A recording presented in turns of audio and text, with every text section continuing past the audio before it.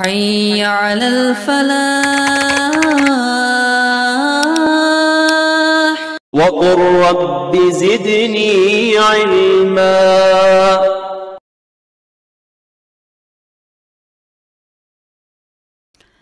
الحمد لله رب العالمين والصلاة والسلام على قائد الغر المحجلين نبینا محمد وعلى آلہ وصحبہ اجمعین وبعد. محترم بھائیوں اور بہنوں، السلام علیکم ورحمۃ اللہ وبرکاتہ. کتاب التوحید کے اس درس میں آپ سب کا استقبال ہے، اور ہم لوگ درس نمبر 4 کو آج پڑھنے والے ہیں. اس میں شیخ محمد بن عبدالوہاب رحمۃ اللہ علیہ فرماتے ہیں کہ شرک سے ڈرنے کا بیان. شرک سے ڈرنے کا بیان. شرک سے ایک بندہ کو ڈرنا چاہیے، اور اس ضمن میں اللہ رب العالمین کا فرمان ہے ان اللہ لا یغفر ان یشرک بہ ویغفر ما دون ذلک لمن یشاء. سورۃ النساء آیت نمبر 48. بے شک اللہ تعالیٰ اس گناہ کو نہیں معاف کرتا کہ اس کے ساتھ کسی کو شریک ٹھہرایا جائے، اور اس کے علاوہ جس کو بھی چاہے وہ معاف کر دے گا. گویا کہ ایک جرم ایسا ہے اس دھرتی پر کہ اگر اس جرم پر ایک انسان کی موت ہوتی ہے تو اس جرم کی وجہ سے اس انسان کے سارے عمل اکارت ہوں گے، اور اللہ رب العالمین اس انسان کو معاف نہیں کرے گا. ہمیشہ ہمیش کے لیے وہ جہنم میں جلے گا، اور وہ جرم ہے شرک. وہ جرم ہے شرک. ان اللہ لا یغفر ان یشرک بہ ویغفر ما دون ذلک لمن یشاء. اس آیت کو ہمیں یاد رکھنا ہے. بے شک اللہ تعالیٰ شرک کو معاف نہیں کرتا، اور شرک کے علاوہ جس گناہ کو بھی چاہے معاف کر دے گا. اسی لیے حضرت ابراہیم علیہ السلام نے دعا کی تھی. کیا دعا کی تھی؟ دعا کی تھی اللہ رب العالمین سے، او ابراہیم جو موحدین کے نائک تھے، سردار تھے، انہوں نے دعا کی تھی وَاجْنُبْنِي وَبَنِيَّ أَن نَّعْبُدَ الْأَصْنَامَ. سورہ ابراہیم آیت نمبر 35 کہ اے میرے رب مجھے اور میری اولاد کو، میری سنتان کو بتوں کی پوجا سے بچانا. حضرت ابراہیم علیہ السلام نے یہ دعا تو کی، لیکن کیا اللہ تعالیٰ نے ابراہیم علیہ السلام کی یہ دعا قبول کیا؟ نہیں. یہ دنیا امتحان کی جگہ ہے، اس لیے اللہ رب العالمین نے حضرت ابراہیم علیہ السلام کی یہ دعا قبول نہیں کی، اور ایک انسان کو اختیار تھا، اس لیے ایک انسان نے اپنے اختیار سے شرک کیا. آج ابراہیم علیہ السلام کی سنتان میں کتنے لوگ ہیں جو شرک کر رہے ہیں؟ سارے یہودی، سارے عیسائی اور سارے غیر مسلم سب کے سب شرک کر رہے ہیں. حضرت ابراہیم علیہ السلام کی اولاد ہیں، سب شرک کر رہے ہیں. حضرت ابراہیم علیہ السلام نے دعا کیا تھا کہ اللہ مجھے اور میری اولاد کو بتوں کی پوجا سے بچانا. اس میں ہمارے لیے کیا سبق ہے؟ ہمارے لیے یہ سبق ہے کہ جب ابراہیم علیہ السلام جو موحدین کے پیشوا اور نائک تھے، انہوں نے جب اللہ تعالیٰ سے یہ دعا کیا کہ اے اللہ مجھے اور میری سنتان کو مورتی کی پوجا سے بچانا، بتوں کی پوجا سے بچانا، تو کیا ہمیں اپنے لیے اور اپنی سنتان کے لیے دعا نہیں کرنا چاہیے؟ جی ہاں، ہمیں بھی اپنے لیے اور اپنی سنتان کے لیے دعا کرنا چاہیے کہ اللہ تعالیٰ ہم سب کو جو ہے نا مورتی کی پوجا سے بچانا. اللہ تعالیٰ نے چاہا کہ اللہ تعالیٰ نے ہم کو ہدایت دی، لیکن اس ہدایت پر جمے رہنے کے لیے اللہ سے دعا کرنی چاہیے. اور ہدایت میں سب سے بڑی چیز کیا ہے کہ ہم کو توحید کا علم حاصل ہو گیا، ورنہ توحید نہیں ملی تو ہم کو ہدایت ہی نہیں ملی. توحید کے بغیر ہدایت کا تصور ہی نہیں کیا جا سکتا. توحید ہی اصل ہدایت ہے. اسی لیے آگے کی حدیث ہے اخوف ما اخاف علیکم الشرک الاصغر. یہ مسند احمد کی روایت ہے. اللہ کے نبی صلی اللہ علیہ وسلم نے فرمایا اخوف ما اخاف علیکم الشرک الاصغر، کہ مجھے تمہارے بارے میں سب سے زیادہ جس چیز کا ڈر ہے وہ چھوٹا شرک ہے، شرک اصغر ہے۔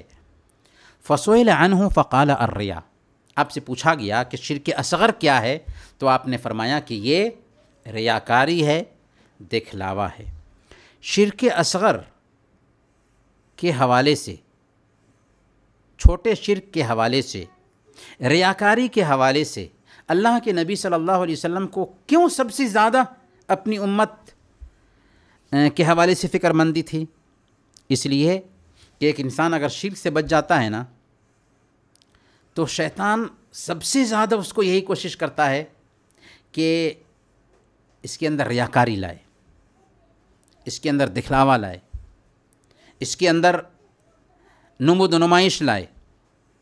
اب ایک انسان شرک سے تو بچ گیا، لیکن ریاکاری میں پھنس کر کے، دکھلاوا میں پھنس کر کے اپنی عبادت کو اکارت کرتا ہے، اپنے عمل کو برباد کرتا ہے اور گناہ لازم کرتا ہے۔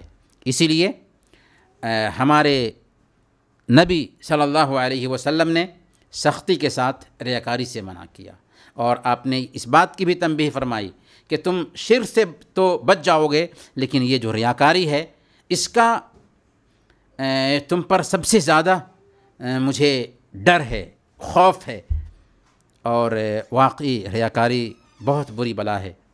اللہ تعالی ہم سب کو ریاکاری سے بچائے۔ تو ریاکاری کیا ہے؟ یہ شرک اصغر ہے، چھوٹا شرک ہے۔ اسی طریقے سے حضرت عبداللہ بن مسعود رضی اللہ تعالیٰ عنہ سے روایت ہے کہ اللہ کے نبی صلی اللہ علیہ وسلم نے فرمایا، من مات وهو يدعو من دون اللہ ندا دخل النار، من مات وهو يدعو من دون اللہ ندا دخل النار۔ صحیح بخاری کی یہ روایت ہے کہ جو آدمی اس حالت میں مرتا ہے، جس آدمی کو اس حالت میں موت آتی ہے کہ وہ اللہ کے ساتھ کسی دوسرے کو پکارتا تھا، شریک ٹھہراتا تھا، تو وہ جہنم میں جائے گا۔ بات واضح ہے کہ جو آدمی اس حالت میں مرتا ہے کہ وہ اللہ کے علاوہ کسی اور کو پکارتا تھا، اللہ کے علاوہ کسی اور سے مدد طلب کرتا تھا، یا اللہ رب العالمین کی بھی عبادت کرتا تھا اور کسی اور کی بھی عبادت کرتا تھا، تو دونوں کا حکم ایک ہی ہے، دونوں مشرک ہیں۔ اللہ کی عبادت بھی کرو اور کسی اور کی بھی عبادت کرو، یا اللہ کو چھوڑ کر کے کسی اور کی ہی عبادت کرو، دونوں مشرک ہیں۔ اللہ کی عبادت کا کچھ فائدہ نہیں اگر اللہ کی عبادت کے ساتھ کسی اور کی بھی عبادت کی تو اس لیے فرمایا اللہ تعالیٰ نے، اللہ کے نبی صلی اللہ علیہ وسلم نے، من مات وهو يدعو من دون اللہ ندا دخل النار، کہ جو آدمی اس حالت میں مرتا ہے کہ وہ اللہ کے علاوہ کسی اور کو پکار رہا تھا، وہ جہنم میں جائے گا اور جہنم میں ہمیشہ ہمیش رہے گا۔ صحیح مسلم کی ایک دوسری حدیث ہے، حضرت جابر رضی اللہ تعالیٰ عنہ بیان فرماتے ہیں کہ اللہ کے رسول صلی اللہ علیہ وسلم نے ارشاد فرمایا، من لقی اللہ لا یشرک بہ شیئا دخل الجنہ، من لقی اللہ لا یشرک بہ شیئا دخل الجنہ، ومن لقیہ یشرک بہ شیئا دخل النار۔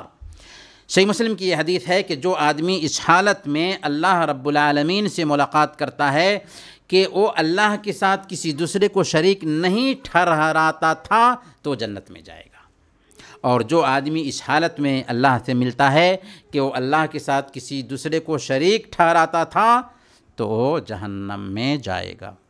گویا کہ شرک کرتے ہوئے اللہ سے ملے تو جہنم ہمیشہ ہمیش کے لیے ٹھکانہ، اور شرک نہیں کرتے تھے اور اللہ سے ملے اور اس کے علاوہ بھی کوئی گناہ کیا تھا، تو اللہ چاہے گا تو ان سارے گناہوں کو معاف کر کے جنت میں داخل کر سکتا تھا، اس لیے کہ شرک نہیں کیا۔ لیکن شرک کیا تو ہمیشہ ہمیش کے لیے جہنم ہمارا ٹھکانہ بن جائے گا۔ اس سے کیا ہمیں مسائل سمجھ میں آتے ہیں؟ سب سے پہلے ہمیں یہ سمجھ میں آتا ہے کہ شرک سے ایک آدمی کو بچنا چاہیے۔ شرک نہایت ہی خطرناک چیز ہے، اس سے ایک انسان کے سارے اعمال اکارت ہو جاتے ہیں، اور اس پر اگر موت ہوتی ہے تو اللہ تعالیٰ ایک بندے کو معاف نہیں کرتا۔